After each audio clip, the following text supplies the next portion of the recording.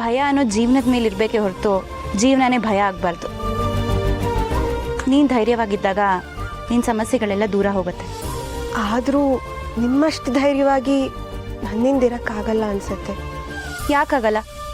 ನಾನೇನು ಹುಟ್ಟಾಗಿಂದಲೇ ಹೀಗಿದ್ದೀನಿ ಅನ್ಕೊಂಡ್ಯಾ? ಪರಿಸ್ಥಿತಿ ಎಲ್ಲನೂ ಕಲಿಸತ್ತೆ. ನಮ್ಮವ್ವ ಅವಳೊಬ್ಳೇ ನಿಂತು ನಮ್ಮೆಲ್ರೂ ಸಾಕಿದ್ಲು. ಅವಳು ಎದುರಿಸ್ದೇ ಇರೋ ಕಷ್ಟ ಒಂದ ಎರಡ?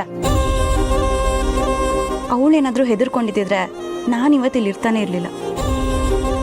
ನಮ್ಮ ಯಜಮಾನ್ರು ಅವರು ನನ್ನ ಅವ್ವನ ಥರನೇ, ಯಾವುದಕ್ಕೂ ಹೆದರಲ್ಲ.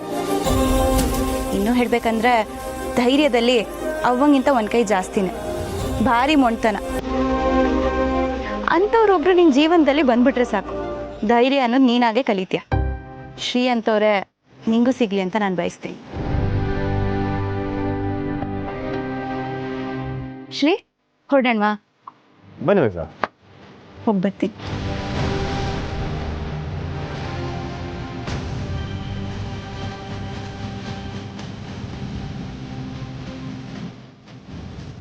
ಏನು ಹೇಳಿದ್ರಮ್ಮ? ಸ್ವಂತ ಅಕ್ಕಂಗಿಂತ ಹೆಚ್ಚು ಅನ್ಸ್ಬಿಟ್ರಪ್ಪ.